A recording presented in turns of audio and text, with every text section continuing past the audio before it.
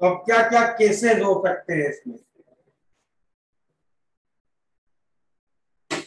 पहला केस हो सकता है B is less than A. Okay, ठीक है, yes sir. B is less than A. तो इस केस में रिएक्शन अगर मैं लिखूं NaOH लिमिटिंग रिएजेंट है,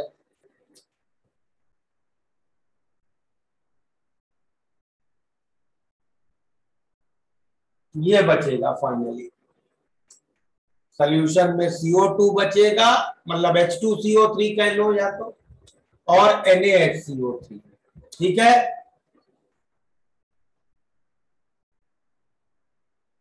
ये क्लियर है? Yes sir. दूसरा केस हो सकता है A less than B but B less than 2A। तो ऐसे केस में क्या होगा?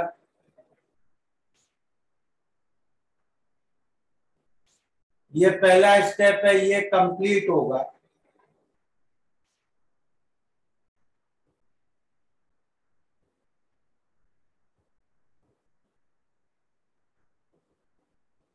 दूसरा स्टेप कंप्लीट नहीं होगा, ठीक है। तो इनिशियली ये A है, ये B, इसमें तो ये 0 बचा, ये B माइनस A, फिर अगले स्टेप में ये A है, ये B माइनस A, फाइनली ये अब 0 बचेगा, ये 2A माइनस B, ये B माइनस A, करेक्ट। ये दोनों केसेस क्लियर हैं? Yes yes. और तीसरा केस क्या हो सकता है? B is greater than 2A। अब क्या होगा? सर दोनों स्टेप्स कंप्लीट दोनों स्टेप्स कंप्लीट हो जाएंगे।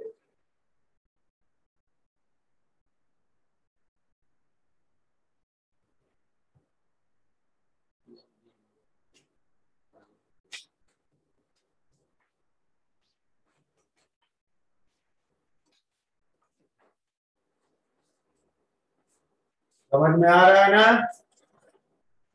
यस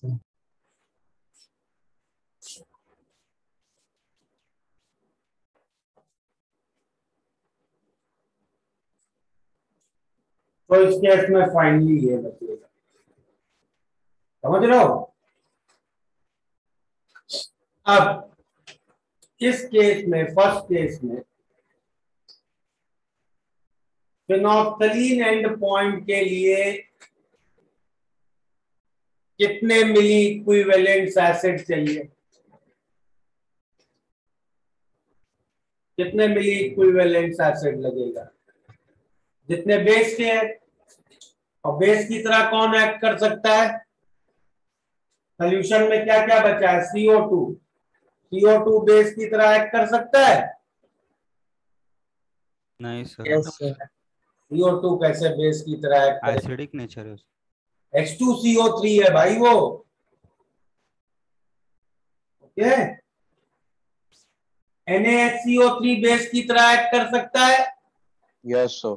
यस यस सर कर सकता है फिनोल्फथालीन एंड पॉइंट तक। फिनोल्फथालीन एंड पॉइंट के बाद रिएक्ट करता है HCO3 minus, okay. Yes sir. तो इस सिचुएशन में फिनोल्फथालीन एंड पॉइंट तो आएगा ही नहीं, ओके।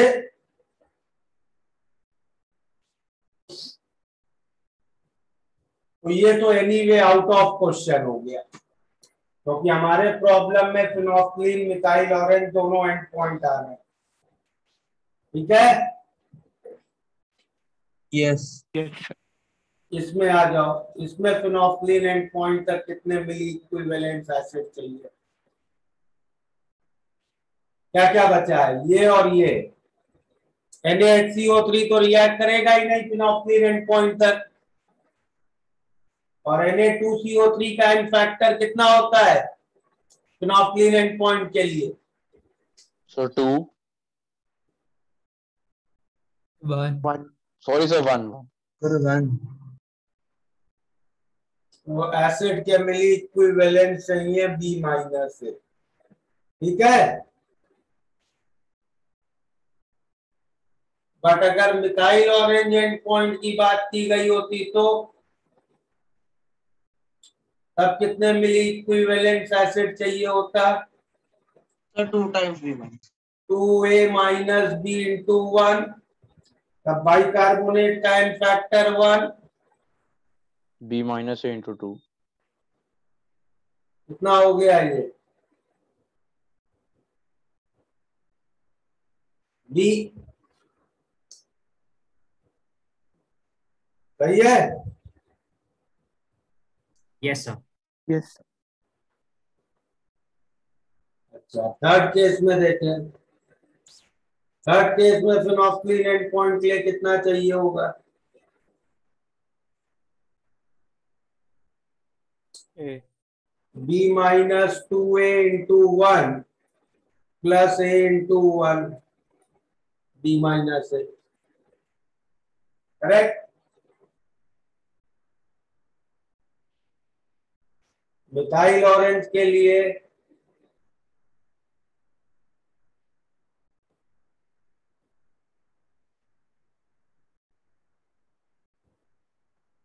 B, ये तो वही है केस 2 वाले, ठीक है ना। तो केस 2 केस 3 में हमें कोई अब दिक्कत ही नहीं, सेम ही काम करना है। तो अब प्रॉब्लम स्टार्ट करते हैं 49। तो 49th प्रॉब्लम में हमें क्या दिया है? सैचुरेटेड मोनोबेसिक कार्बोक्सिलिक एसिड, क्या फॉर्मूला होगा ऐसे एसिड का?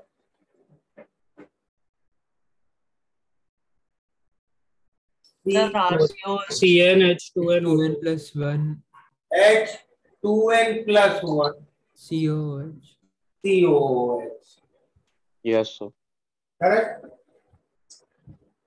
तो ये फॉर्मूला है, इसको बर्न किया, इसके मान लेते हैं,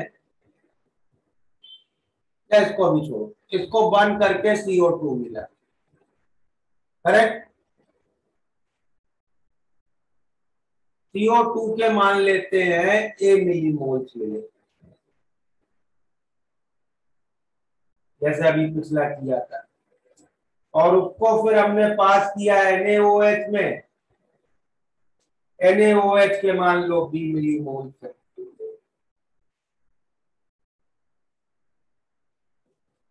ठीक है। इसको आधे आधे में कर लिया, दो पार्ट में। फिनोक्सिलिन एंड पॉइंट के लिए 50 ml HCl, methyl orange and point के लिए 80 ml। क्या इक्वेशन होगी? फिनोक्सिलिन एंड पॉइंट तक कितना लगता है? B माइनस A, और अब आधा कर लिया है, तो क्या इक्वेशन लिख देंगे? B minus A by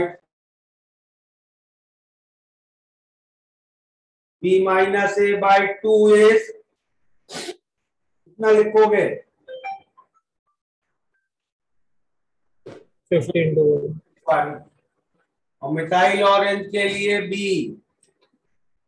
B by 2 is 80 into 1, क्या आ गया? B आ गया 160, और A कितना आ गया? 260. A आ गया 60, ठीक है। Yes. अच्छा, अब आगे पढ़े, क्या दिया है? Deduce the formula of acid and mass of NaOH। NaOH का मास तो आप सीधे निकाल लें। मास ऑफ NaOH क्या हो गया?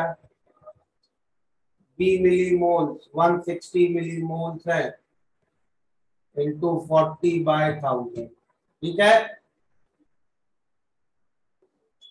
अब एसिड का फॉर्मूला देखो, एसिड के कितने मिलीमोल थे, उसका टोटल मास दिया है 1.16 ग्राम, मतलब 1160 मिलीग्राम। मोलर मास क्या हो जाएगा, 12n plus 2n plus 1 plus CO2 का 44 प्लस 45, सही है। Yes, sir. इतने मिलीमोल्स एसिड था। कार्बन पे POAC लगाओगे तो इससे कितने मिलीमोल्स कार्बन डाइऑक्साइड आएगा, इनटू n प्लस 1, करेक्ट, सही है। Yes, sir. कार्बन है ना, और कार्बन के मिलीमोल्स हमें आ रहे हैं 60, क्लियर। तो क्या हो जाएगा 116 और सिंप्लीफाई कर लो,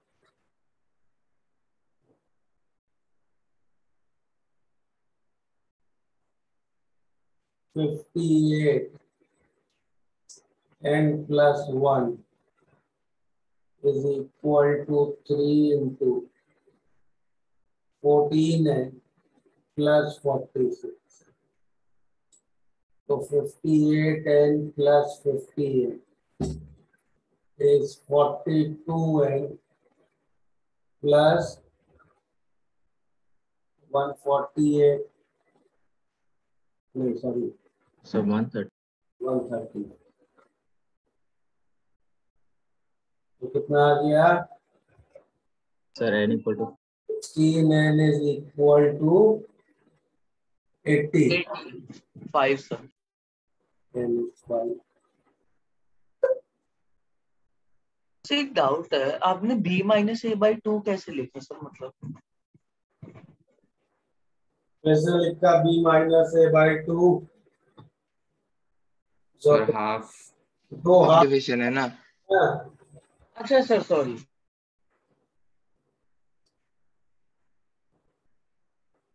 Also, can you show the previous slide? Sir इधर आपने मिथाइल ऑरेंज के लिए NaHCO3 एंड NaOH दोनों को जो कंसिडर किया। यार ये निकाले ना दोनों केस में कितने मिली इक्विवेलेंट एसिड लगेंगे, हमें मालूम नहीं ना NaHCO3 बचा है या NaOH बचा है। अच्छा ओके सर, तो आप अज्यूम कर रहे हो कि दोनों थोड़े अमाउंट्स में और आप दोनों का n फैक्टर निकाल के बोल रहे या तो केस 2 में हूँ या केस 3 में हूँ, हो। दोनों अच्छा ओके सर, बट दोनों में सेम ही आ रहा है। नहीं आ रहा है। Okay sir. सर अगर दोनों में अलग अलग होता तो कैसे करते? भाई तुम्हारी इस तरह की मतलब कैसे आ सकता है अलग अलग दोनों में, वो मतलब अननोन्स लेके प्रूफ किया है ना कि सेम आया है। अच्छा okay.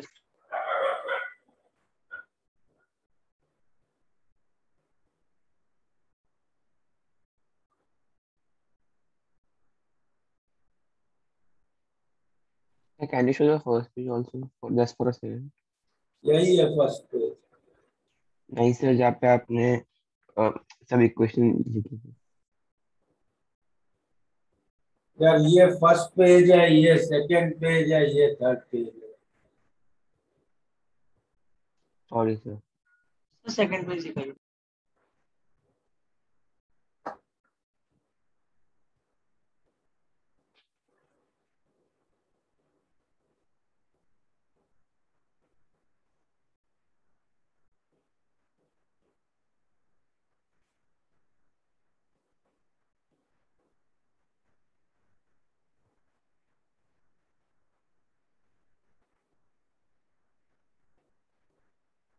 So, can you show the third side for a second?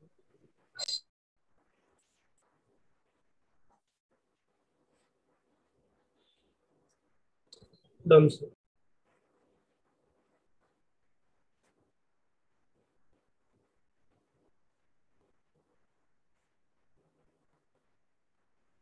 Sir 56 वाला.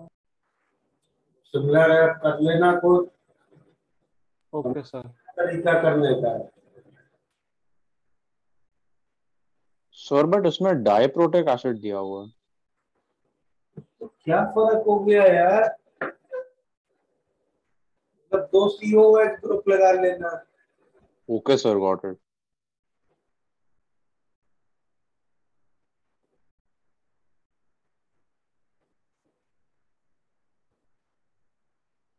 तो electrochemistry study of electrochemical cells,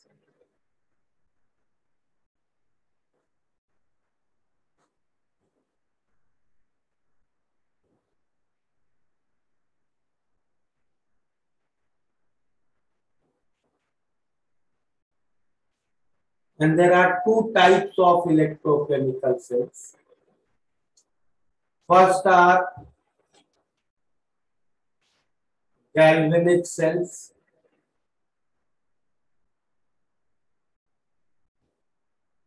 and second are electrolytic cells. Okay, galvanic cell क्या करता है? Galvanic cell uses a spontaneous redox reaction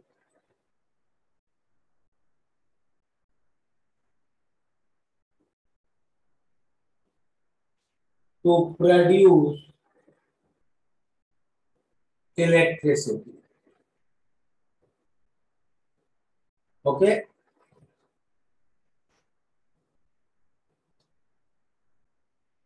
or you can say galvanic cell converts chemical energy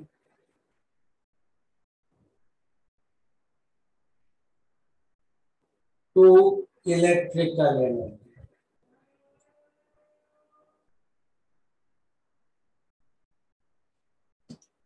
electrolytic cells इसके ठीक reverse होते हैं। तो electrolytic cell uses electricity to make a non-spontaneous redox reaction occur.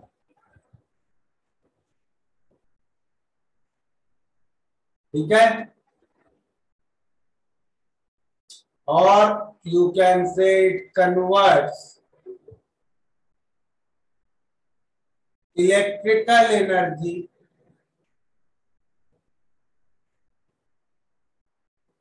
to chemical energy. ठीक है, clear? Yes sir. Note कर लो।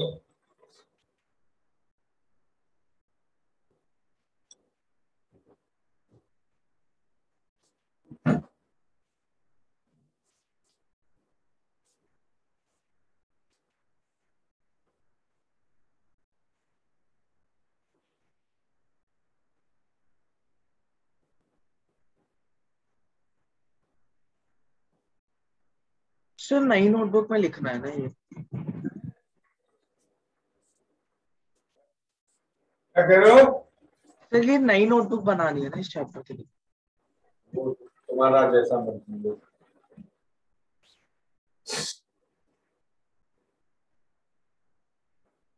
Okay, note. Wait sir, wait sir.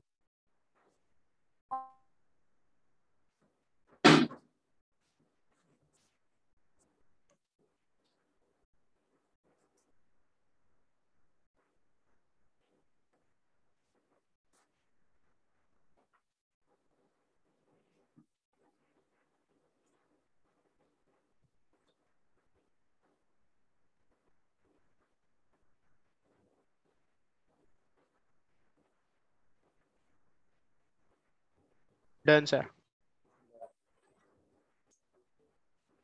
तो let's start with galvanic cell.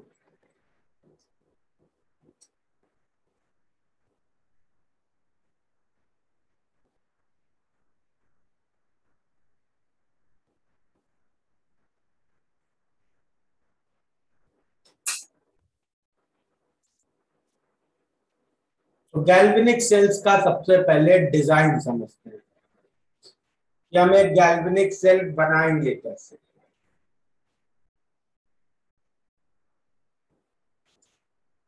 तो गैल्वेनिक सेल के लिए सबसे पहली requirement क्या है?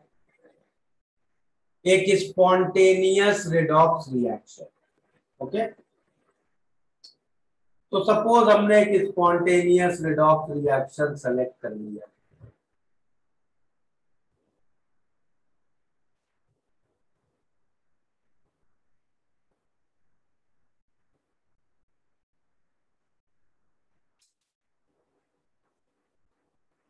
ये रिडॉक्स रिएक्शन है, क्लियर है? जिंक ऑक्सीडाइज हो रहा है, कॉपर रिड्यूस हो रहा है। Yes sir.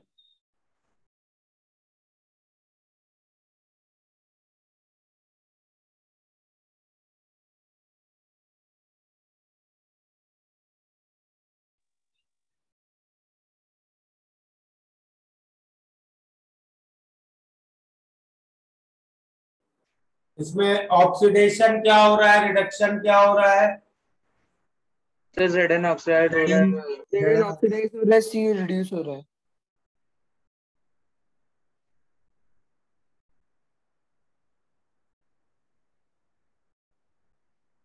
करेक्ट।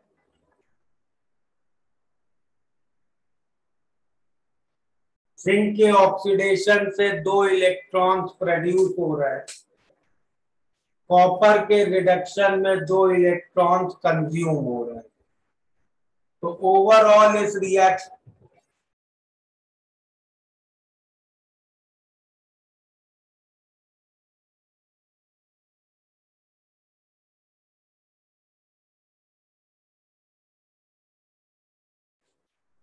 तो 2 इलेक्ट्रॉन जिंक के ऑक्सीडेशन में प्रोड्यूस हो रहे हैं, कॉपर के रिडक्शन में कंज्यूम हो रहे हैं। करेक्ट। Yes sir. यस तो ओवरऑल 2 इलेक्ट्रॉन्स का फ्लो हो रहा है इस रिएक्शन में। हाँ सर। इसी इलेक्ट्रॉन फ्लो को हमें करंट की तरह ऑब्टेन करना है, हमें इलेक्ट्रिसिटी बनाना है इसे। क्लियर? यस क्या क्या रिएक्टेंट्स क्या क्या ले, कैसे प्रोसीड करें?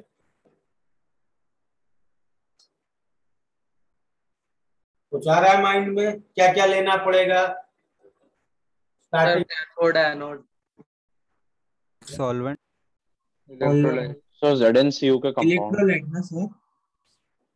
Zn का कोई कंपाउंड ले, और नहीं तो कॉपर का Cu का कंपाउंड। Cu कॉपर का कंपाउंड लेंगे और फिर Zn रिड्यूस। भाई ऐसे बताओ कि भाई एक जिंक की प्लेट ले, क्या मतलब what apparatus should I take to start? 2 electrodes ले लो और CuSO4 का एक सोल्यूशन ले लो और Zn ले लो। का मतलब क्या होता है? Copper sulphate. कॉपर सल्फेट ले लिया, चलो किस फॉर्म में लूं कॉपर सल्फेट? वाटर में डिसॉल्व करके ले लो। पानी में। तो कॉपर सल्फेट एक्वस ले लिया है, तो एक बीकर ले लिया जिसमें कॉपर सल्फेट एक्वस ले लिया।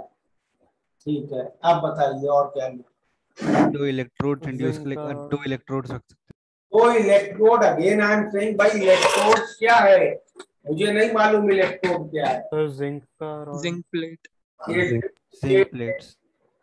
अब क्या करूं जिंक की प्लेट का? Connected to battery. या हम battery connected to voltmeter या तो एम मीटर। लिसन, हमें एक बैटरी बनानी है, बैटरी लेके बैटरी थोड़ी ना बनाएंगे।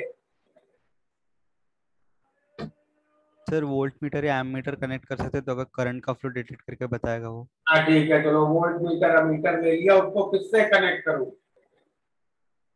सर एक जिंक की प्लेट से और एक एक- साइड पर एक कॉपर का छोटा सा शीट। एक जिंक की प्लेट यहाँ ले ली। और सर इन पानी में, sir. In the sir electric पानी में लेना। copper iron. क्या करूँ? कॉपर एक्वस कॉपर में डाल देना उस प्लेट को। प्लेट को अंदर डाल दे। Yes sir, and connected with wires to that voltmeter. चलो प्लेट को अंदर डाल दिया, वायर कनेक्ट कर दिया। ये मेजरमेंट वाली डिवाइस है, अमीटर वोल्ट मीटर जो लगाना है। अब क्या करूँ? सर इसी मतलब सर्किट को आप कॉपर के प्लेट से वापस कोई भी प्लेट चलेगा वहां पे, प्रोबेबली टाइटेनियम प्लेटिनियम का शायद, इनर्ट। एक इनर्ट प्लेट में। यस सर, तो कॉपर वहां पे जाएगा और 2 इलेक्ट्रॉन्स पिकअप करके रिड्यूस होगा। प्लेट क्यों लेनी? सीधे सीधे वायर ही डिप कर दो। प्लेट सरफेस एरिया रहेगा ना sir, so that copper atoms can wire. तो सही है, ये सब तो आयनिक रिएक्शन है, with in a fraction of second होते हैं। इनके लिए थोड़ी ना हमें एरिया बड़ा करना है और कैटलिस्ट डालना पड़ेगा। ये कोई गैस फेस रिएक्शन थोड़ी ना, these are very fast reaction. ये तो इतने फास्ट होते हैं कि इनकी काइनेटिक्स भी नहीं पड़ी जाती है। तो अब यहाँ क्या होगा? यहाँ पे कॉपर कॉपर और जिंक रिएक्ट करेंगे तो 2 इलेक्ट्रॉन्स जिंक के पास आएंगे। लिसन स्टेप बाय स्टेप चलते हैं। सबसे पहले जिंक की प्लेट पे जिंक के एटम्स है, करेक्ट? वो एटम्स ऑक्सीडाइज होंगे, मतलब वो एटम्स अपने 2 इलेक्ट्रॉन्स लूज कर देंगे। फिर वो क्या बन गए? आयन। Zn2 plus ion.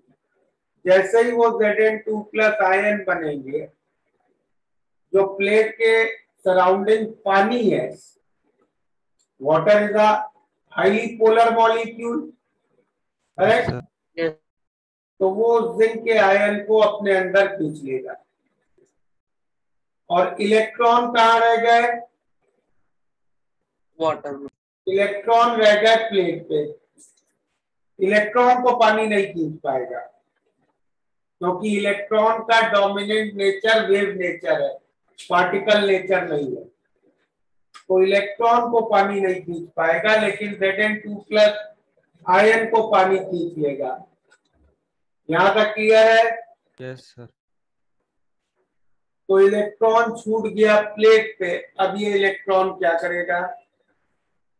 हम चाहते हैं ये इलेक्ट्रॉन जो प्लेट पे छूटा है,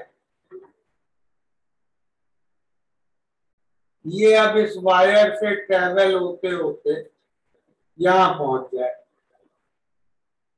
करेक्ट? Yes sir. यस। और वहां पे कॉपर आयन जाके इस इलेक्ट्रॉन को ले ले। ठीक है? Yes sir. Yes. अब ये काम होने की वजह से जो वायर लगाया हुआ है उसमें इलेक्ट्रॉन फ्लो हो गया। Yes sir. Yes sir. Electron flow हो गया मतलब चार्ज फ्लो हो गया, मतलब करंट। ठीक है? हाँ सर। लेकिन जब हम प्रैक्टिकली ये कनेक्शन करेंगे तो what we will see that no current flows in the wire. Reason भी, भाई ये इलेक्ट्रॉन को किसके पास जाना है? Cu2 प्लस को लेना है ये इलेक्ट्रॉन। अब Cu2 प्लस को इलेक्ट्रॉन लेना है तो Cu2 प्लस सीधे इस प्लेट की सरफेस पे ही ले लेगा। ये प्लेट भी तो Cu2 प्लस के ही सोल्यूशन में टिप्ड है। इलेक्ट्रॉन इतना लंबा रास्ता लेके वायर के थ्रू जाके थोड़ी जाएगा Cu2 प्लस के पास, सीधे सीधे जिंक की प्लेट पे एक्सचेंज हो जाएगा। तो इलेक्ट्रॉन फ्लो तो हुआ, करंट फ्लो हुआ, लेकिन वो जिंक की प्लेट पे ही हो जाएगा। बाहर जो तुमने वायर लगा रखा है उसमें कुछ नहीं आएगा। समझ में आई ये बात? Yes Yes, sir. यस। तो ये डिजाइन तो नहीं चलेगी।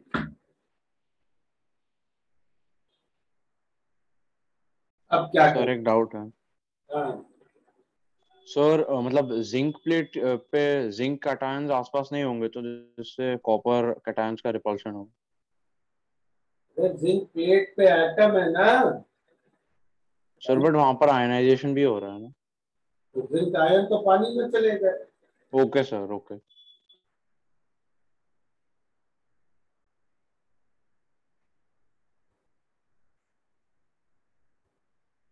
तो सर इसीलिए हम लोग प्लेट लगाएंगे क्या, कि दूसरे खाली वायर की जगह, ताकि इलेक्ट्रॉन स्टोर हो सके और करंट फ्लो हो। तो भी इलेक्ट्रॉन क्यों जाएगा वहां? इलेक्ट्रॉन इतना लंबा रास्ता क्यों लेगा? Current always takes the least resistance path to flow. Sir दो सॉल्यूशंस करेंगे। जब उसके पास जीरो रेजिस्टेंस का रास्ता है तो वो क्यों जाएगा वायर से? तो अब डिजाइन बदलनी पड़ेगी। तो अब हम दूसरी डिजाइन क्या बनाते हैं? ये तो हमें दिखा कि भाई एक बीकर में काम नहीं होने वाला है। तो अब हम लेते हैं दो बीकर।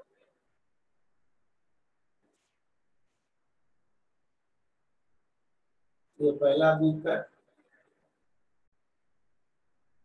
ये दूसरा बीकर।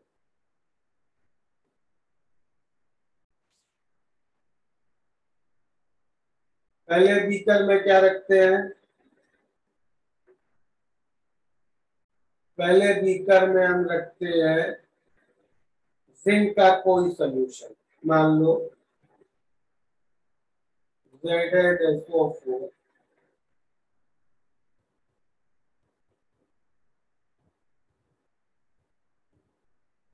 एक्वस, और दूसरे में रखते हैं कॉपर का कोई सोल्यूशन PuSO4 एक्वस। इस सोल्यूशन में डिप करते हैं एक जिंक की प्लेट, इस सोल्यूशन में डिप करते हैं हमें कॉपर की प्लेट। ठीक है, और इन दोनों प्लेट्स को हम कनेक्ट कर देते हैं वायर से। अब इसमें क्या होगा? यहाँ पे जिंक का ऑक्सीडेशन होगा,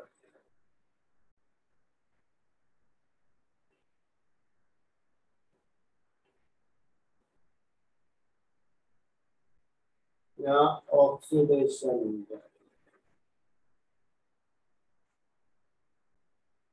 और यहाँ कॉपर का रिडक्शन होगा।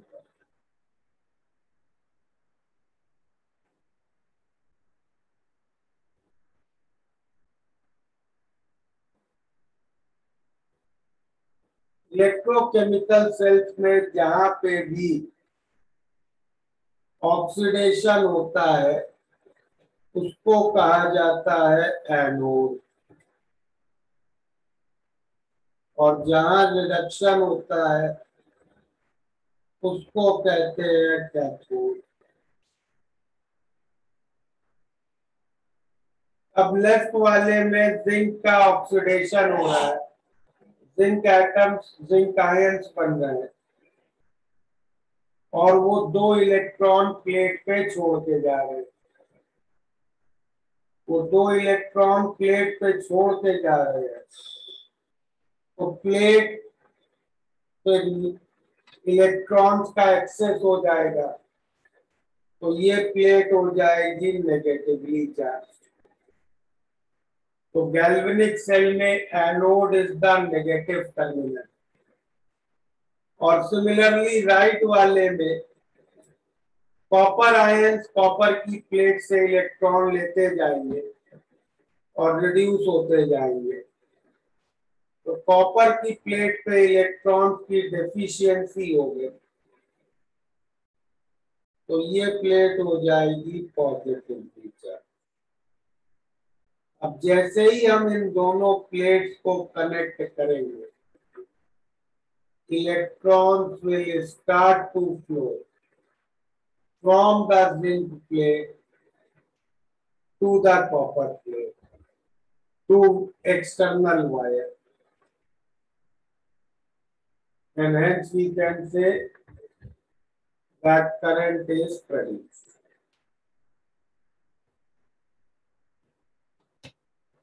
समझ में आया ये? सर मुझे डाउट है, वो Zn ऑक्सीडाइज होगा क्यों? लाइक अगर कॉपर रहता तो वो रिएक्ट करके ऑक्सीडाइज होता, पर यहाँ पे कैसे होगा? लाइक डिसॉल्व या ऑक्सीडाइज? वो Zn से Zn2+ कैसे बनेगा? लाइक कोई रिएजेंट वगैरह नहीं है सिवाय वाटर। चलो आयोनाइज क्यों होगा? लाइक एनर्जी कहाँ से आएगा आयोनाइज करने को उसको?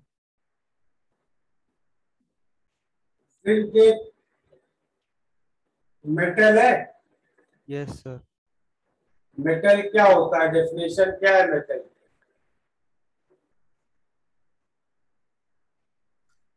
मेटल एक excess of free lattice electrons. रहता है और उसमें फ्री इलेक्ट्रॉन्स। मेटल वो है जो इलेक्ट्रोपॉजिटिव है, यस सर। जिसकी इलेक्ट्रॉन लूज करने की टेंडेंसी है। Yes sir. तो हर मेटल अपना कैटायन बनाना चाहता है, तो जिंक भी बनाना चाहता है और उसमें वो बना रहा है। उसके लिए कोई रिएजेंट और हो इसकी कोई जरूरत नहीं होती है। हर मेटल को पानी में डालोगे, जहां उसे पानी दिखा मेटल को, पानी क्यों जरूरी है? कि जब वो अपना कैटायन बनाए, उस कैटायन को स्टेबलाइज होने के लिए हाइड्रेट होना पड़ेगा। तो जैसे ही किसी भी मेटल को पानी दिखेगा अपने आसपास, वो कैटायन बनाने लग जाएगा और वो कैटायन पानी पुल करके हाइड्रेट कर देगा और हाइड्रेशन एनर्जी लिबरेट होगी। ये हाइड्रेशन एनर्जी प्रोवाइड करेगा आयनाइजेशन के लिए एनर्जी। ओके सर, समझा। तो Thank सर you. हमने सीधा पानी क्यों डाला? कॉपर हमने ZnSO4 CuSO4 क्यों डाला? है हमने सीधा पानी क्यों ही डाला सर फिर? हमने पानी क्यों नहीं डाला?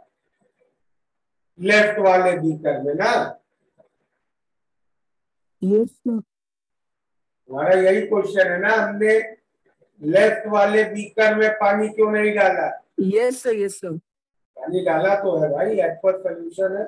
लेकिन Zn हमने सीधा H2 क्यों डाला? हमने ZnSO4 aqueous क्यों डाला? ZnSO4 क्यों डाला? ZnSO4 से दिक्कत है।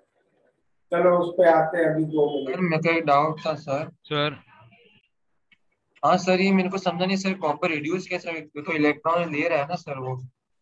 इलेक्ट्रॉन लेगा प्लेट से। हाँ तो सर उससे रिडक्शन कैसे होगा कॉपर? यार जब कोई चीज इलेक्ट्रॉन लेता है, उसी प्रोसेस को रिडक्शन कहते हैं। Yes sir. सर कॉपर में भी आप बता सकते हैं वो कैसे रिड्यूस हो रहा है, जैसे आपने Zn में बताया। तो कॉपर की प्लेट के पास बहुत सारे फ्री इलेक्ट्रॉन है। Yes sir. कॉपर के आयन सोल्यूशन में है, yes sir.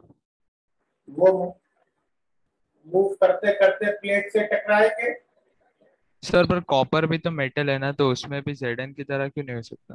Very good, I was expecting this question from long time. Copper भी मेटल है और उसमें Zn की तरह बिल्कुल होगा, लेकिन स्ट्रॉन्गर मेटल कौन है? ओके सर, Zn होगा। Zn स्ट्रॉन्गर मेटल है।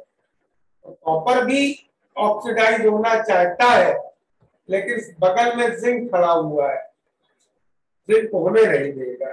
जिंक कहेगा भाई ऑक्सीडाइज तो मैं होऊंगा, तो इलेक्ट्रॉन मैं प्रोड्यूस करूंगा, तो तुम्हें इलेक्ट्रॉन कंज्यूम करना पड़ेगा। Okay sir.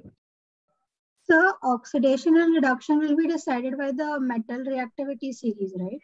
Yes. Okay, thank you, sir. तो वो सीरीज क्या एक बार बताएंगे? हैं? वो सीरीज क्या होगी? सीरीज नहीं मालूम है तुम्हें? अच्छा सर वो वाली। अच्छा जो हमने एट स्टैंडर्ड में तुम लोग को याद कराते हैं श्री? हाँ सर याद है सर, याद आ गया सर। यस सर वो एक बार लिख देंगे। है? यार हम मुझसे क्यों लिखवा रहे हो? अभी इनऑर्गेनिक शुरू होगी, इनऑर्गेनिक वाले टीचर याद कराएंगे तुम्हें पूरी वो। Okay sir. फिजिकल केमिस्ट्री के प्रॉब्लम में वो दे दी जाएगी, इनऑर्गेनिक में नहीं दी जाएगी, वहां याद होनी चाहिए। Okay sir. ठीक है। अभी को ये समझा नहीं सर, जब कोई मेटल इलेक्ट्रॉन लिया तो रिडक्शन क्यों बोलते हैं सर? अरे यार Cu2+ का ऑक्सीडेशन नंबर क्या है? Cu2+ में कॉपर का ऑक्सीडेशन नंबर क्या है बताओ? सर 10 हुआ ना? ऑक्सीडेशन नंबर 10 है। +2। तुमको वॉल्यूमेट्रिक में पूरा एब्सेंट है क्या? नहीं हाँ नहीं सर, शायद एक लेक्चर इसमें कराया मिस हो गया। यार तुम्हें ऑक्सीडेशन नंबर निकालना नहीं आता है। यहाँ पे +2, यहाँ पे 0, ऑक्सीडेशन नंबर कम हो रहा है, उसी को तो रिडक्शन कहते हैं। Got it sir, thank you. हाँ तो एक डाउट अभी भी बचा है कि भाई ये जिंक सल्फेट क्यों डाला है यहाँ, पानी क्यों नहीं डाला? अच्छा, और कोई डाउट? सर हाँ, मुझे ये डाउट है कि Zn सर, जो प्लेट का Zn है वो Zn2+ बन रहा है ना? हाँ। तो और सर वो प्लेट पे इलेक्ट्रॉन्स कलेक्ट क्यों हो रहे हैं, मतलब उधर जा क्यों रहे हैं? तो उधर जाकर प्लेट का Zn2+ बन गया तो 2 इलेक्ट्रॉन भी तो बने ना साथ में। अच्छा ओके सर। अच्छा पर वो प्लेट के Zn2+ आयंस कंज्यूम हो जाएंगे, फिर इसलिए ZnSO4 लिया। नहीं हेलो सर। सर क्यों लिया वो मैं भी बताऊंगा। सर एक और लास्ट डाउट था, हाँ। Cu का प्लेट क्यों लिया है सर? कोई भी नॉर्मल प्लेट लेते कंडक्टिंग तो वहाँ पे Cu+ आयन आ सकते थे ना रिड्यूस होने। मैं प्लेट क्यों लिया है, मैं तो वायर ही डाल सकता था, सीधे वायर पे ही आ जाते Cu2+ और वही रिड्यूस हो जाते। Yes sir. तो चलो दूसरा डाउट हो गया भाई, कॉपर की प्लेट क्यों लिया? ये दो तो ट्रिवियल डाउट हो गए। और कुछ दिक्कत दिख रही है? अभी तो और बड़े बड़े प्रॉब्लम्स खड़े हैं। सर लेफ्ट वाले में पॉजिटिव चार्ज आएगा नेट बीकर पे, लाइक Zn2+ आयंस का मोल्स SO4 2- आयन के मोल से ज्यादा होगा, लाइक होते जाएंगे ज्यादा, जैसे जैसे ये रिएक्शन होगा जिंक आयन के मोल्स बढ़ते जाएंगे तो सॉल्यूशन पॉजिटिव चार्ज होता जाएगा। करेक्ट? Yes sir. और positive charge repels positive charge. तो जैसे जैसे ये रिएक्शन लेफ्ट वाले में होता जाएगा, लेफ्ट वाला सॉल्यूशन पॉजिटिव चार्ज होता जाएगा, तो वो अगले जिंक आयन जो आने वाला है उसको बहुत रिपल्शन प्रोवाइड करेगा, आने नहीं देगा उसको, तो रिएक्शन रुक जाएगा। रिएक्शन रुक गया तो करंट बंद। तो एक बहुत बड़ी प्रॉब्लम तो ये खड़ी है इस डिजाइन में। सर सस्टेन नहीं होगा। और सिमिलरली ऐसा ही राइट वाला बीकर, राइट वाले बीकर से कॉपर आयंस जाते जा रहे हैं तो वो सॉल्यूशन नेट नेगेटिव चार्ज होता जा रहा है। नेगेटिव चार्ज पॉजिटिव चार्ज को बहुत स्ट्रांगली अट्रैक्ट करेगा, तो राइट वाला सॉल्यूशन नेगेटिव चार्ज होता जा रहा है, वो अब अपने अंदर से कॉपर आयंस को जाने नहीं देगा। ठीक है? Yes sir. तो ये प्रॉब्लम खड़ी है। फिर नेक्स्ट प्रॉब्लम, सर ऐसा भी हो सकता है क्या कि Zn+ का कंसंट्रेशन बहुत बढ़ जाएगा तो फिर इलेक्ट्रॉन्स वहाँ पे ही लाइक वापस Zn ऑक्सीडाइज और रिड्यूस दोनों वही हो जाएगा? नहीं वो नहीं, उससे भी एक ज्यादा बड़ी प्रॉब्लम ये है सर सर्किट कंप्लीट नहीं है। कुछ तो रेजिस्टेंस डालना पड़ेगा वहाँ पे। सर जिंक और कॉपर का प्लेट पानी वो एक्वस सॉल्यूशन के बाहर नहीं होना चाहिए थोड़ा सा? उससे क्या फर्क पड़ेगा, बाहर हो अंदर हो उससे क्या फर्क है। ओके सर हाँ सर जिंक की प्लेट जब ऐसे मतलब जिंक जो है वो ऐसा जो उसके अभी इलेक्ट्रॉन्स लूज करेगा तो उसका प्लेट का मतलब जो सॉलिडिटी है वो भी कम होती जाएगी ना? प्लेट का साइज कम होता जाएगा। Yes sir. कम होता जाएगा, यस। सर कुछ इंडिकेट करने चाहिए कि करंट फ्लो हो रहा है। वो तो लगा लेंगे हम मीटर। तो दो मेन प्रॉब्लम जो अभी हम लोगों ने डिस्कस की, एक तो सर्किट कंप्लीट चाहिए और दूसरा दोनों साइड सॉल्यूशंस में चार्ज आ रहा है। लेफ्ट वाला सॉल्यूशन पॉजिटिवली चार्ज हो जा रहा है, राइट वाला नेगेटिवली चार्ज हो जा रहा है और उसकी वजह से दोनों सॉल्यूशंस रिएक्शन रोक रहे हैं।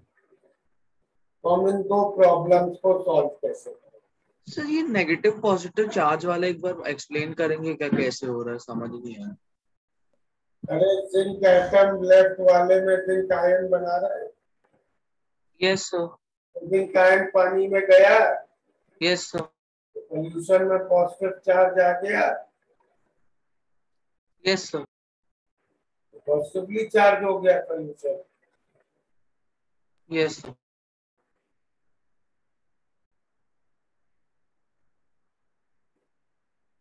सिमिलरली राइट वाले से कॉपर आयंस जा रहे हैं। Yes sir, got it. तो इन दोनों प्रॉब्लम्स को हम एक साथ सॉल्व करते हैं by a device called as salt bridge. Salt bridge क्या होता है? Salt bridge is a U-shaped test tube.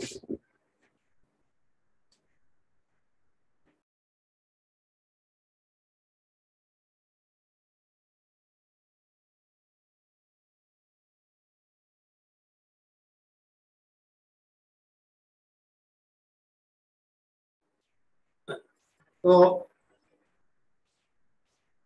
salt bridge is a U-shaped test tube जिसका एक आर्म हम लोग इस सॉल्यूशन में डालते हैं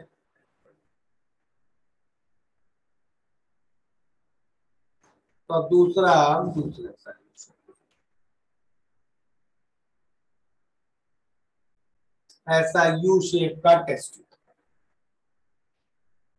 इसको कहते हैं सॉल्ट ब्रिज।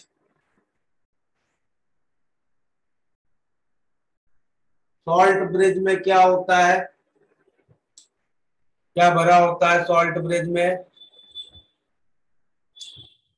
सॉल्ट ब्रिज में होता है एक जेल बेस सब्सटेंस, हम भर देंगे कोई भी जेल बेस और उसके अंदर डाल देते हैं किसी हाई आयनिक सॉल्ट के crystal. Gel base having a highly ionic salt। ऐसे हाईली आयनिक सॉल्ट के क्रिस्टल्स बीच में, ठीक है। अब मान लो KCl है, सॉल्ट ब्रिज में हमने जेल में KCl रखा हुआ है। अब लेफ्ट वाला सॉल्यूशन कौन सा चार्ज हो रहा था? पॉजिटिव। पॉजिटिव। पॉजिटिवली चार्ज हो रहा था, तो वो नेगेटिव चार्जेस को अपनी ओर पुल करेगा। हाँ सर। सॉल्ट ब्रिज के से Cl माइनस आयंस इस सॉल्यूशन में फ्लो करने लगते हैं। और सिमिलरली राइट वाला सॉल्यूशन क्या हो रहा था, नेगेटिवली चार्ज, तो वो पॉजिटिव चार्जेस को अपने अंदर पुल करेगा, तो पोटेशियम आयंस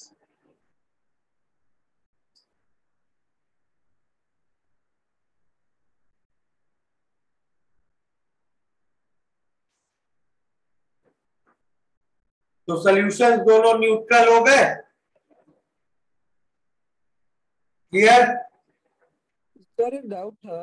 हाँ सर अगर Cu को पॉजिटिव आयंस की तो Zn2+ की ना वहाँ पे ट्रैवल करता, क्या कह रहे हो?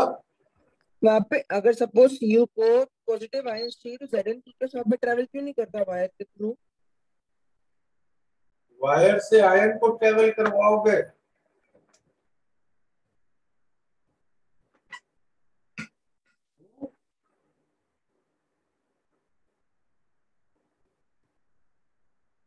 Okay sir, sorry sir.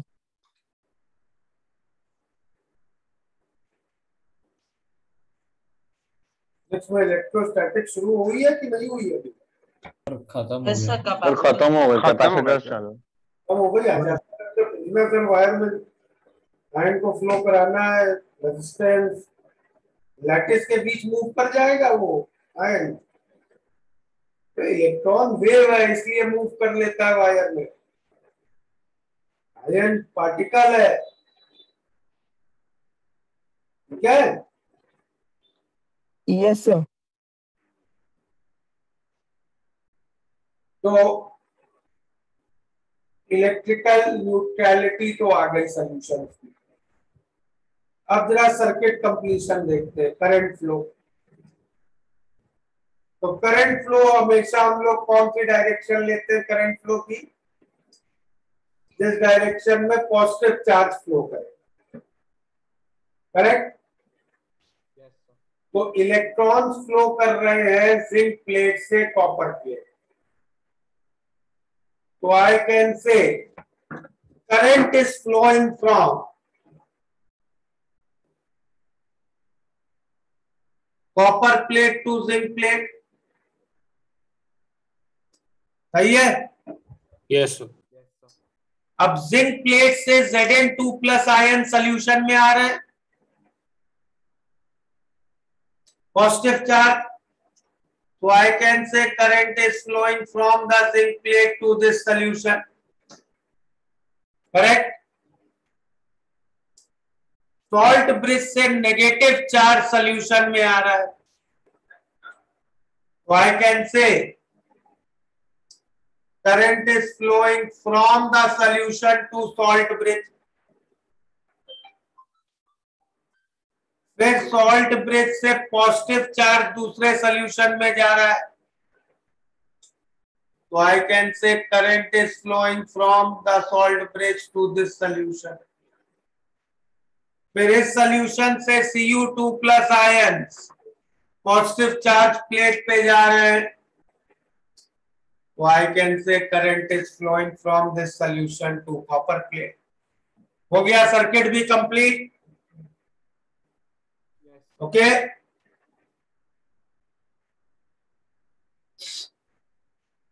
समझ में आया? Yes yes. अच्छा, अब एक जो क्वेश्चन बचा था कि जिंक सल्फेट का आयन क्यों लिया और कॉपर की प्लेट क्यों ली, उनकी कोई जरूरत ही नहीं थी। ये बताओ, जिंक और कॉपर दोनों मेटल है? Yes sir. अभी जिंक में ऑक्सीडेशन क्यों हो रहा है और कॉपर में रिडक्शन क्यों हो रहा है? Reactivity. Because zinc is a more active metal, correct? Yes. अगर सपोज मैं लाइट वाली साइड में कॉपर की जगह इसी तरह सोडियम का सेटअप बनाता तो क्या होता? तो सर करंट का सोडियम ज्यादा डायरेक्शन एक्टिव उल्टा होता होता। सोडियम ऑक्सीडाइज हो जाता। तब सोडियम ऑक्सीडाइज होता, तो जिंक वाले साइड में रिडक्शन होना पड़ता। Yes sir. तो वहां पे फिर Zn2 प्लस आयंस को रिड्यूस होके जिंक एटम बनाना पड़ता, करेक्ट? हाँ sir. Yes sir. Yes sir. Zn2 plus ion की जरूरत होती और जिंक प्लेट की जरूरत ना होती। Yes sir. सही है? यस और नो? अगर Yes, साइड में सोडियम होता तो मुझे जिंक आयन की जरूरत होती, प्लेट की ना होती। साइड में कॉपर है तो मुझे प्लेट की जरूरत है, जिंक आयन की नहीं। तो इस हर एक बीकर को हम एक हाफ सेल कहते हैं। तो भाई जब हम एक हाफ सेल बना रहे हैं, जब हम जिंक हाफ सेल बना रहे हैं, तो हमें मालूम नहीं ना कि हम इस हाफ सेल को कॉपर हाफ सेल के साथ कनेक्ट करने वाले हैं कि सोडियम हाफ सेल के साथ कनेक्ट करने वाले हैं। तो हम तो हाफ सेल ऐसा ही बनाएंगे कि वो किसी भी सिचुएशन में काम करे। उसमें अगर जरूरत पड़े, अगर वो कॉपर से कनेक्ट हो तो उसमें ऑक्सीडेशन हो जाए, अगर वो सोडियम से कनेक्ट हो तो उसमें रिडक्शन हो जाए।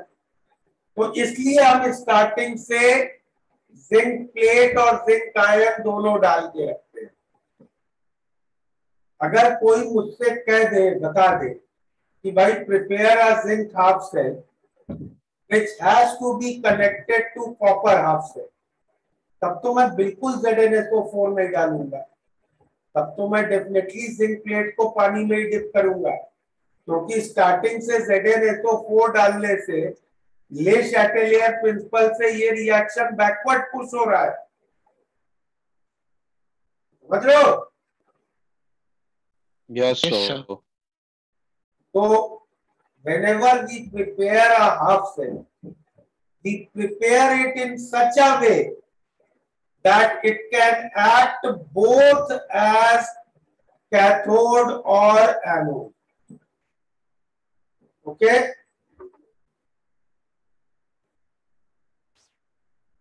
समझ में आया? यस। नोट कर लिया ये डिजाइन? 1 minute sir.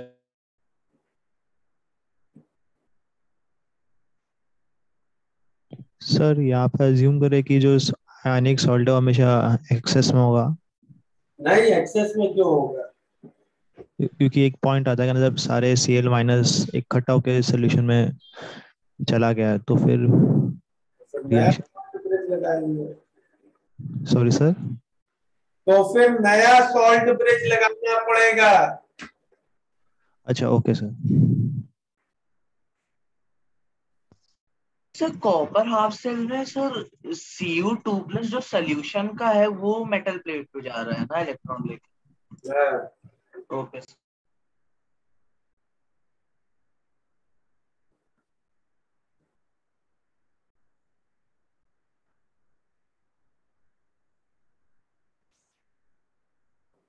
सर बोलो। वो ली शैटिलर वाला वापस एक बार एक्सप्लेन कर सकते हो, क्या बोल रहे थे? दूसरे Zn डाला है तो ये रिएक्शन जिंक बढ़ाओगे Zn2 प्लस आयन, ये रिएक्शन किधर पुश होगा? Oh backwards. Okay sir.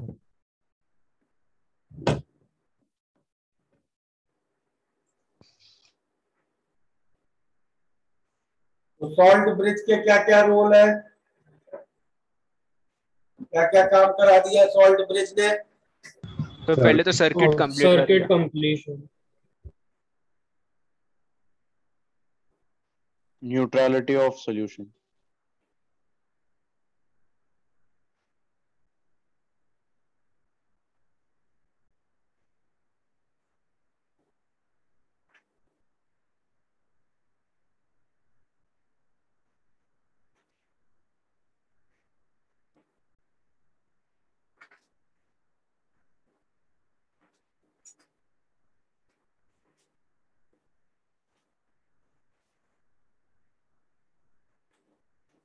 ठीक है?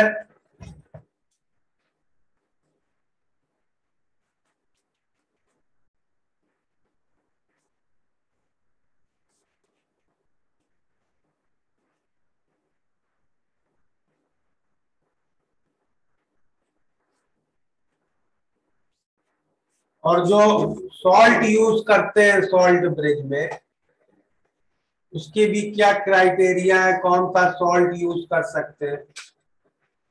पहला, salt should be highly ionic.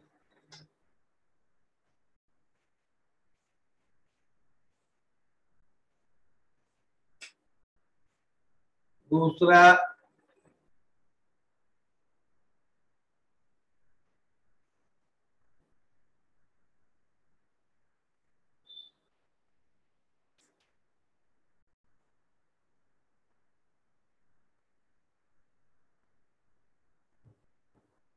ionic mobility should be comparable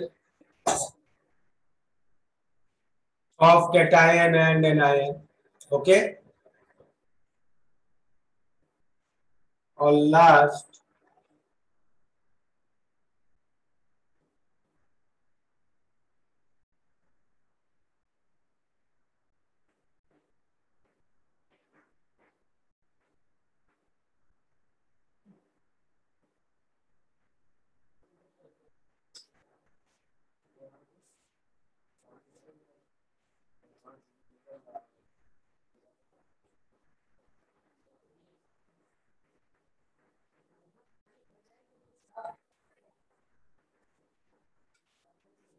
चलो नोट करो इतना।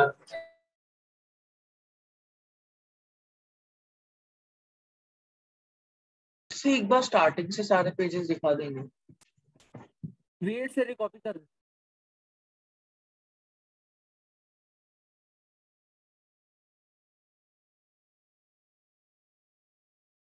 Also, can you explain the third point of role of solvents?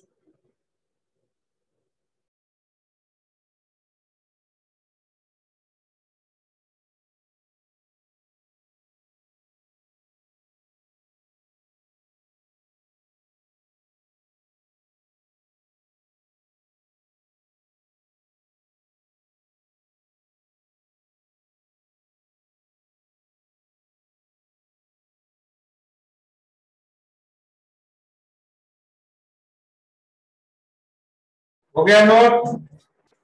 एक सेकंड। One minute, sir.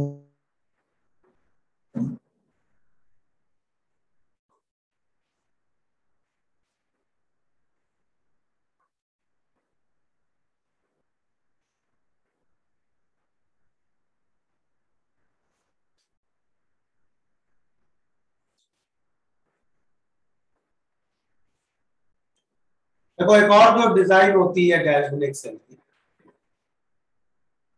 उसमें हम एक ही बीकर लेते हैं और एक ही बीकर में दो कंपार्टमेंट बना लेते हैं by using a porous partition। और फिर सेम इधर जिंक सल्फेट, इधर कॉपर सल्फेट, जिंक की प्लेट, कॉपर की प्लेट, वायर से कनेक्टेड। अब लेफ्ट वाला सॉल्यूशन क्या हो रहा था, पॉजिटिवली, और राइट वाला नेगेटिवली चार्ज। तो लेफ्ट वाला सॉल्यूशन नेगेटिव आयंस को पुल करेगा और राइट वाला सॉल्यूशन पॉजिटिव आयंस को। तो कुछ सल्फेट आयन इधर से ऐसे क्रॉस कर जाएंगे और कुछ जिंक आयन इधर से ऐसे क्रॉस कर जाएंगे और इलेक्ट्रिकल न्यूट्रलिटी भी मेंटेन हो गई, सर्किट भी कंप्लीट हो गया। तो ये तो बहुत इजी, इससे मच इजियर डिजाइन था पिछले वाले से। बट इसमें प्रॉब्लम क्या है कि कितना भी हम प्रिवेंट कर लें, थोड़े कॉपर आयन तो इधर क्रॉस हो जाएंगे। पोरस पार्टीशन है और पानी लिक्विड फ्लो में कुछ कॉपर आयन तो उधर चले ही जाएंगे। हम 100% थोड़े रोक पाएंगे कि एक भी कॉपर आयन उधर ना जाए। क्लियर? Yes sir. तो जितने कॉपर आयन इधर चले गए वो क्या करेंगे, वो सीधे जाएंगे और इस प्लेट से ही इलेक्ट्रॉन ले लेंगे। यस सर, तो करंट का फ्लो रिड्यूस होगा। तो यही वाली सिचुएशन पे आ गए ना। Yes sir. Yes sir. तो वो सीधे उस प्लेट से इलेक्ट्रॉन ले लेंगे, तो उतने इलेक्ट्रॉन वायर में कम फ्लो करेंगे, उतने इलेक्ट्रॉन वायर में कम फ्लो करेंगे तो वोल्टेज कम मिलेगा। और ये वोल्टेज ड्रॉप क्यों हो रहा है? क्योंकि हमने लिक्विड्स का जंक्शन बना दिया। ठीक है, तो अगर सॉल्ट ब्रिज लगाएंगे तो ये वोल्टेज ड्रॉप नहीं होगा, लेकिन salt bridge is a very costly device. समझ लो। तो समझ में आया दोनों टाइप के गैल्वेनिक सेल्स। सर मतलब इस केस में जितना करंट फ्लो होना चाहिए वो नहीं हो पाएगा, वोल्टेज कम मिलेगा, थोड़ा वेस्ट हो रहा है। अच्छा okay.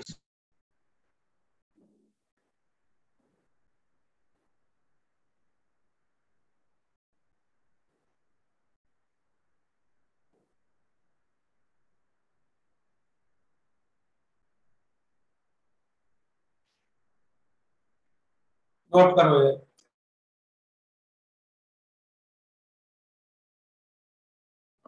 Sir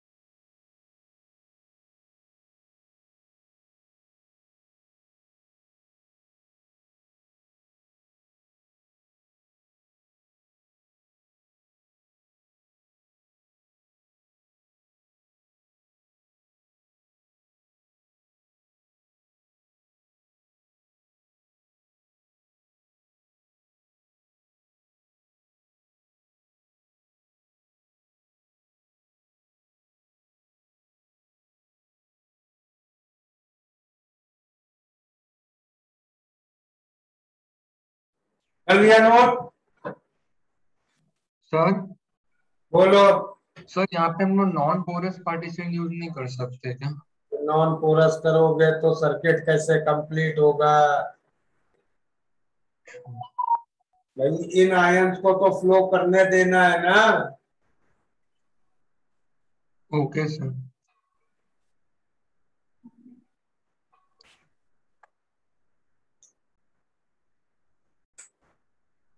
sir salt bridge costly क्यों होता है? जेल बेस बहुत कॉस्टली आता है। जेल बेस क्रिस्टल के साथ, आयनिक क्रिस्टल के साथ। सर जेल बेस एग्जैक्टली होता क्या है? टूथपेस्ट जैसी चीज होती है। अच्छा ओके। कूलिंग क्रिस्टल वाला टूथपेस्ट आता है, वो वैसे ही समझ लो। एक जेल होता है, उसमें बीच बीच में आयनिक सॉल्ट के क्रिस्टल्स होते हैं। सर जेल बे यूज करने का रीजन क्या है? हम लोग सिर्फ सॉल्ट भी नहीं रख सकते? कैसे रखें सॉल्ट बताओ भाई। ये यू शेप टेस्ट ट्यूब है, इसमें मैं KCl सॉलिड रख दूं, इसकी लैटिस टूटेगी क्या फिर? नहीं सर, समझ गया। तो सर एक्वस एक्वस रख दिया मतलब पानी में डिसॉल्व करके। इस तरह के वेसल में पानी भर पाओगे? जैसे ही पानी भरोगे सब पानी गिर पड़ेगा ना, रुकेगा इस वेसल में पानी? Okay sir, got it.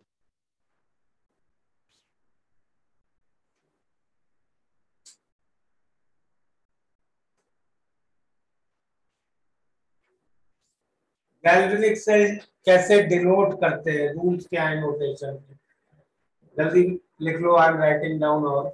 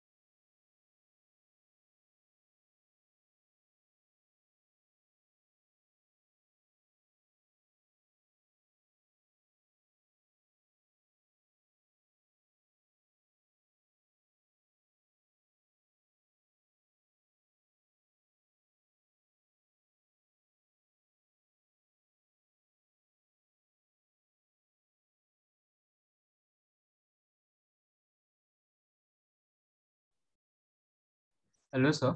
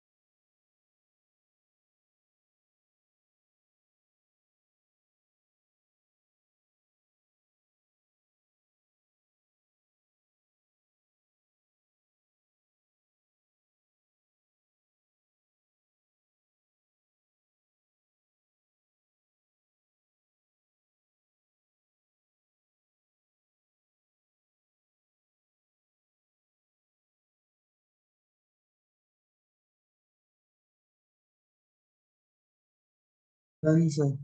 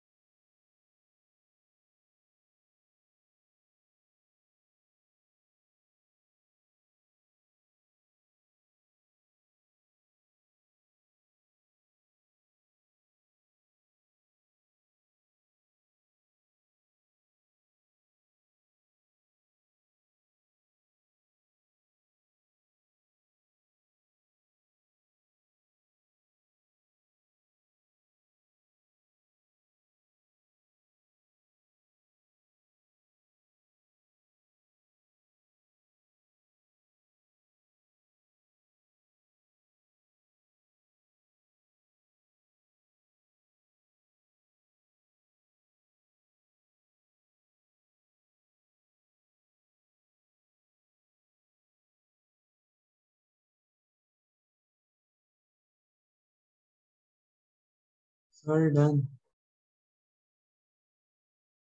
Okay, तो अब समझो, जैसे ये गैल्वेनिक सेल था, इसमें एनोड क्या है, एनोड क्या है इसमें? Zn Zn zinc half cell. तो जिंक हाफ सेल को हम लोग लिखेंगे लेफ्ट में और कॉपर हाफ सेल को लिखेंगे राइट में। ये पहला पॉइंट।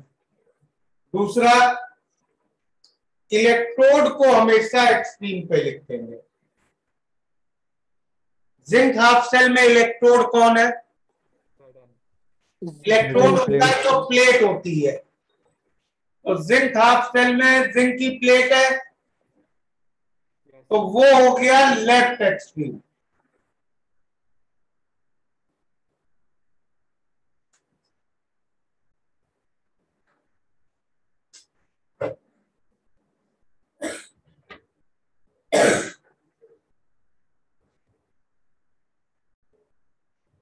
ओके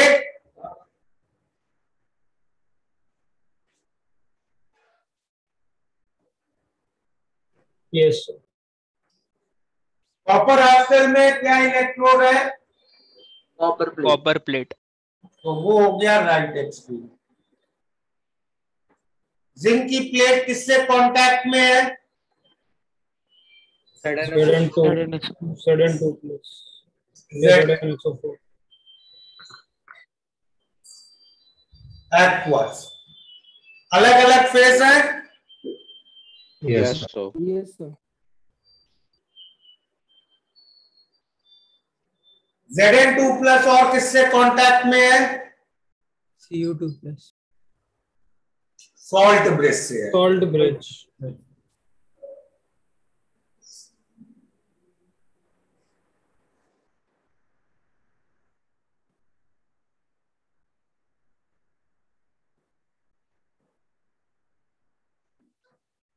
आया?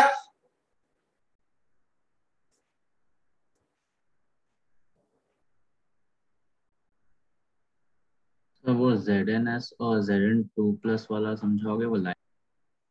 Zn2 प्लस और Zn अलग अलग फेस में है। Yes sir. Species in different phase are separated by single vertical line. ऐसा, बट वो कांटेक्ट वाला पार्ट नहीं समझा सर मैं। कौन सा पार्ट? कि Zn and Zn2 plus contact में से वो वाला पार्ट नहीं समझा। इन प्लेट किसमें डिप्ड है? अच्छा, oh sorry sir, got it sir. Dipped है ना? हाँ sir, sorry sir, got. Sir double line वाला एक्सप्लेन करेंगे वापस से। Salt bridge is denoted by double vertical line. तो उसके लिए भी आप कुछ कांटेक्ट बोल रहे थे ना, वो क्या? Zn2 प्लस के बाद क्या लिखोगे? Zn2 प्लस में ही तो सॉल्ट ब्रिज डिप्ड है ना? ओके। तो Zn2 प्लस में दो चीजें डिप्ड है, एक जिंक की प्लेट, एक सॉल्ट ब्रिज। और सॉल्ट ब्रिज का दूसरा आर्म Cu2 प्लस में डिप्ड है। हाँ बोलो। तो हमने उनका फेस डिसाइड कैसे किया? इन दोनों का फेस डिफरेंट रहेगा। हैं?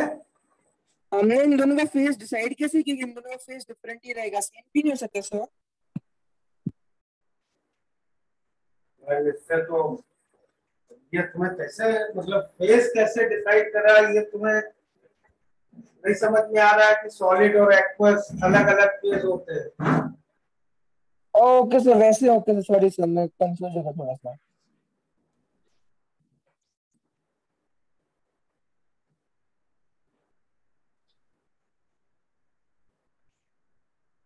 इसको कैसे लिखेंगे बताओ?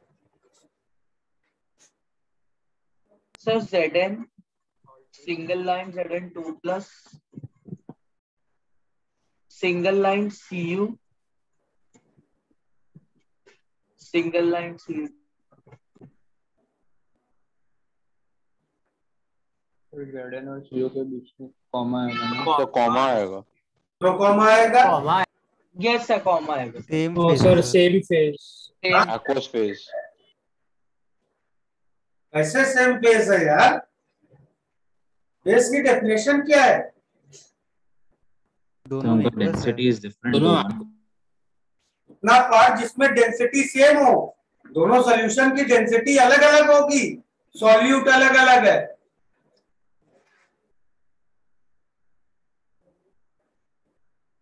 ओके,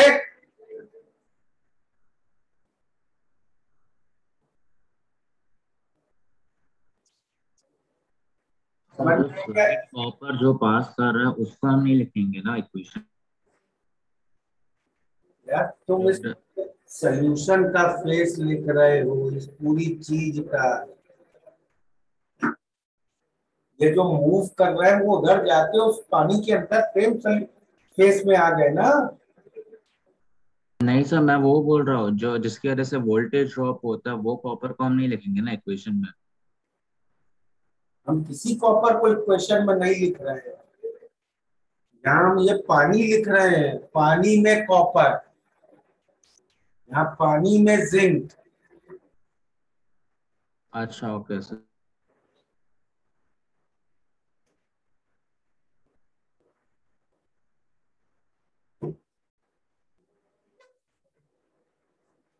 नोटेशन समझ गए? Yes yes sir.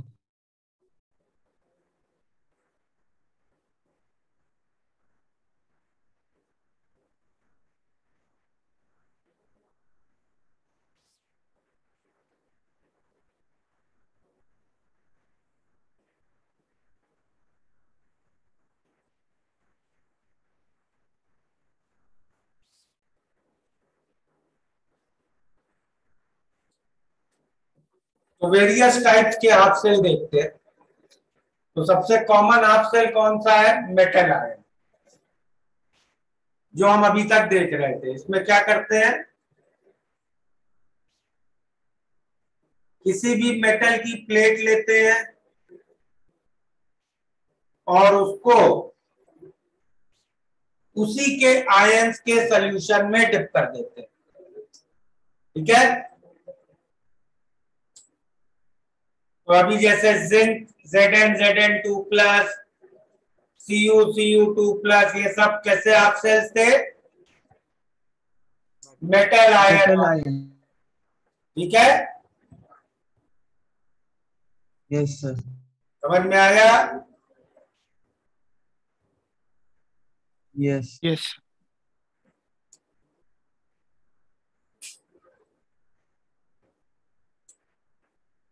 इसमें अगर ये हाफ सेल कैथोड की तरह एक्ट किया तो क्या रिएक्शन होगा? Sir reduction plus. और अगर एनोड की तरह एक्ट किया तो क्या? Oxidation sir. ऑक्सीडेशन। तो इसीलिए हम स्टार्टिंग से M और Mn प्लस दोनों डाल के रखते हैं। करेक्ट? यस। कैथोड की तरह एक्ट करेगा कि एनोड की तरह एक्ट करेगा, ये कौन डिसाइड करेगा? दूसरा हाफ सेल डिसाइड करेगा, जिससे इसको कनेक्ट करोगे। ठीक है, समझ में आया? Yes sir. यस। नोटेशन कैसी होगी हाफ सेल्स की? एज कैथोड इसको कैसे नोटेशन में लिखोगे? Sir right sir Mn plus aqueous vertical line M solid ऐसे। ठीक है, और अगर ये एनोड की तरह एक्ट कर रहा है तो ऐसे लिखेंगे। Agreed? Yes sir.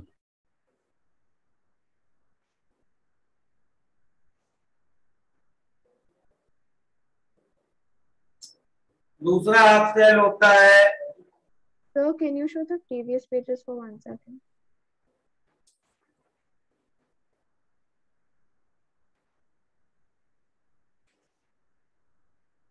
Thank you, sir.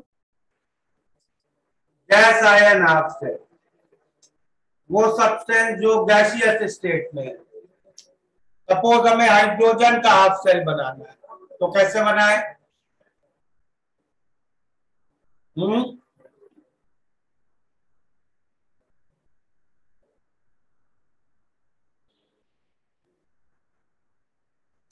कैसे बनेगा हाइड्रोजन का हाफ सेल?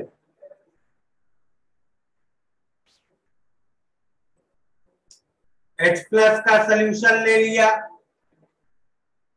अब इसमें हम प्लेट डिप करते हैं प्लैटिनम की। प्लैटिनम क्यों सेलेक्ट करते हैं? Because first platinum is inert material and second platinum is a very good absorber. Okay, तो हम एक प्लैटिनम की प्लेट लेते हैं और उसके ऊपर हाइड्रोजन एड्सॉर्ब्ड रहता है। एड्सॉर्प्शन क्या होता है मालूम है ना? Yes sir. Surface surface. तो प्लैटिनम की सरफेस पे हाइड्रोजन के मॉलिक्यूल चिपक गए।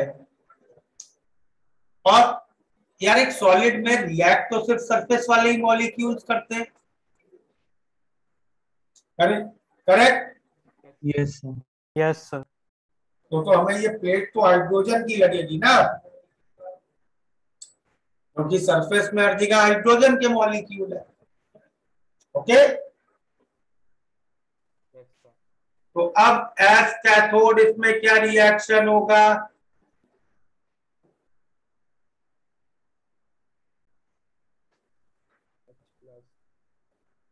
करेक्ट। एज एनोड क्या होगा? नोटेशन क्या होगी इसकी बताओ?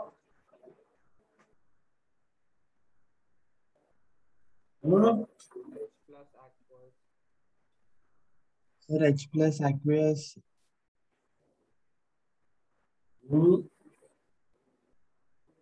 and H2 PT PTS PT comma H2।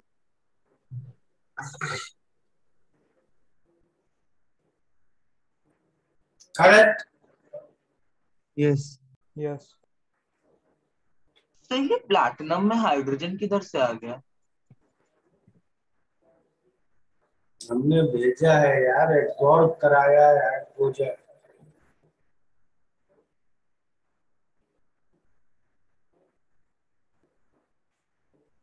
Sir but क्यों? हाइड्रोजन का हाफ सेल बनाना है।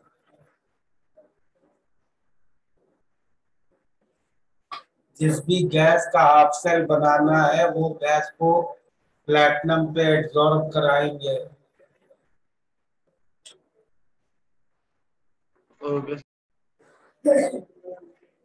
सर एक डाउट है। बोलो। H2 और PT की पोजीशंस को अगर हम इंटरचेंज करें तो फर्क पड़ेगा? बिल्कुल पड़ेगा। सर कैसे? दोनों तो मतलब इलेक्ट्रोड्स की तरह ही एक्ट कर रहे हैं। क्या है ये? ओके सर, PT इलेक्ट्रोड है। Okay fine sir.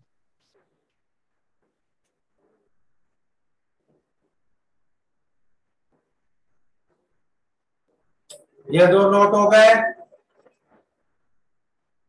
सर एक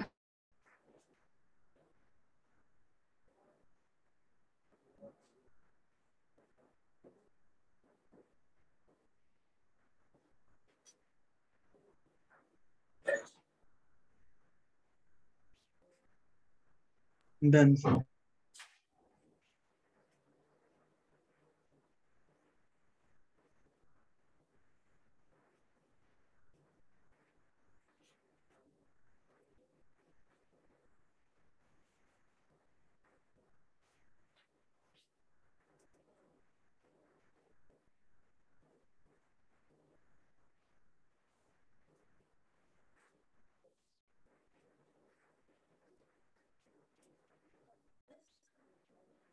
मान लो सिल्वर का हाफ सेल बनाना है, ठीक है?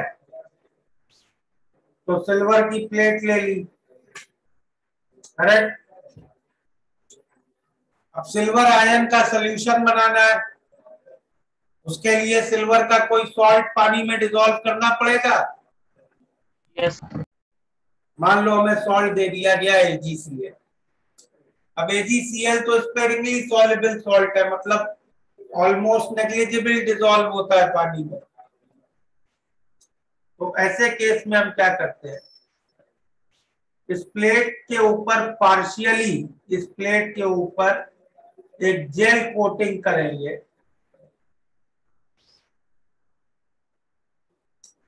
जिसमें वो इनसॉल्युबल सॉल्ट होगा, और उस सॉल्ट का जो एनायन होगा वो सोल्यूशन में लेंगे। तो इस तरह के हाफ सेल को हम कहते हैं metal insoluble salt anion half cell. As cathode इसमें रिएक्शन क्या होगा, AgCl plus a electron goes to Ag plus Cl minus। As anode इसमें रिएक्शन क्या होगा, Ag plus Cl minus goes to AgCl and a electron। Notation क्या होगी, as cathode notation क्या होगी,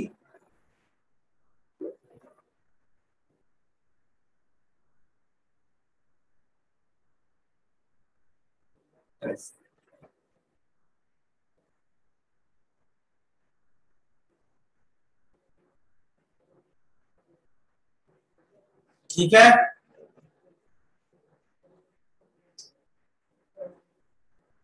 तो एक बार ये इक्वेशंस आप ऐसे बता सकते ब्लू वाले? तो नोटेशन है, नोटेशन के रूल से लिखा, इलेक्ट्रोड एट एक्सट्रीम। कोटिंग करने की क्या जरूरत, कोटिंग ये वाला वापस समझाइए। क्या करते हैं फिर, कैसे रखे हैं AgCl? AgCl पानी में डिसॉल्व तो हो नहीं रहा है, तो कैसे रखे हैं AgCl बताओ। सर तो कोट ही करना पड़ेगा। अगर हम सीधे ऐसे डाल दें वो नीचे गिर पड़ेगा, ऐसे यहाँ रहेगा सेडिमेंट की तरह, और AgCl को किससे रिएक्ट करना है अगर कैथोड की तरह एक्ट हुआ ये, इलेक्ट्रॉन से। और इलेक्ट्रॉन कहाँ पे होता है सर, प्लेट पे होगा। Yes sir. तो हमें AgCl को प्लेट पे ही रखना है ना। Okay sir, got.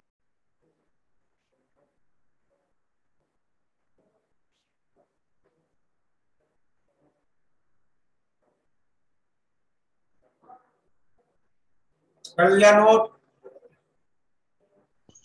सर तो Cl माइनस आयन किधर से आया है? तो हमने सोल्यूशन में डाला ना, Cl माइनस का सोल्यूशन बनाया। ओके सर, ये दूसरे सॉल्ट से साथ। हाँ, KCl HCl किसी से बना लिया। Okay sir.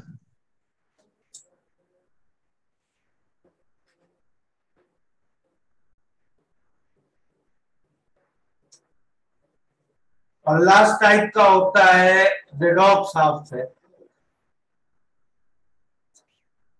देखो अभी तक हम लोग जितने हाफ सेल्स देखे उसमें एक एलिमेंट की एलिमेंटल स्टेट और आयनिक स्टेट के बीच रिएक्शन था, लेकिन कई एलिमेंट्स वेरिएबल वैलेंसी में एग्जिस्ट करते हैं, राइट? तो जो वेरिएबल वैलेंसीज में एग्जिस्ट करते हैं उनकी दो ऑक्सीडेशन स्टेट्स के बीच में भी हो सकता है reaction, like Fe2 plus Fe3 plus, दोनों सोल्यूशन में ले लीजिए। तो एज कैथोड क्या रिएक्शन होगा इसमें, ठीक है? Yes. As anode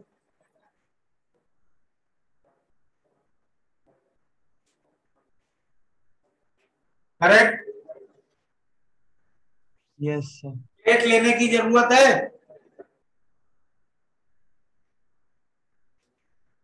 what sir? Should we take a plate or not here? Sir लेना पड़ेगा ना फॉर करंट। हाँ सर, नहीं सर, एक वायर डाल देंगे तो और कैसे सर? हम प्लेट तो लेनी पड़ेगी। तो इसमें हम प्लेट लेते हैं या तो प्लैटिनम की या ग्रेफाइट की, कोई भी चलेगी। एक बार रिपीट करेंगे, आप भी आवाज कटी। अरे भाई, इलेक्ट्रॉन के लिए तो प्लेट चाहिए। हाँ ओके सर। तो नोटेशन कैसा होगा,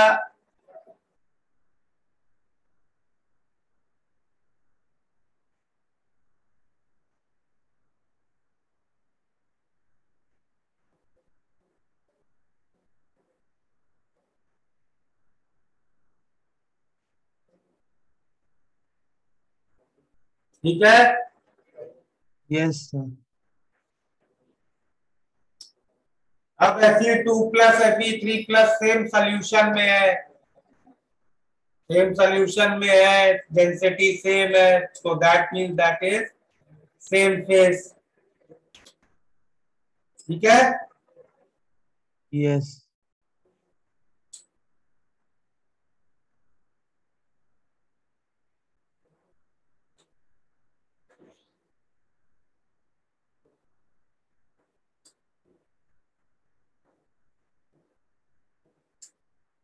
कर लिया note? Sir, Fe2 plus and Fe3 plus का order doesn't matter, right? Not much. Okay. वो तो हम खुद ही देख लेंगे ना, लेफ्ट में लिखा है राइट में लिखा है उससे कि ये कैथोड है कि एनोड है, इसमें ऑक्सीडेशन हो रही है कि रिडक्शन हो रही है। ठीक है। ओके चलो हो गया। Yes yes sir. Yes sir. चलो we stop here, next class आगे प्रोसीड करेंगे। सर आप एक बार बता सकते हो इस प्लैटिनम या ग्रेफाइट क्यों, क्योंकि वो इनर्ट होते हैं क्या आयन के रिस्पेक्ट में? ओके। Hello sir. 336 के साइड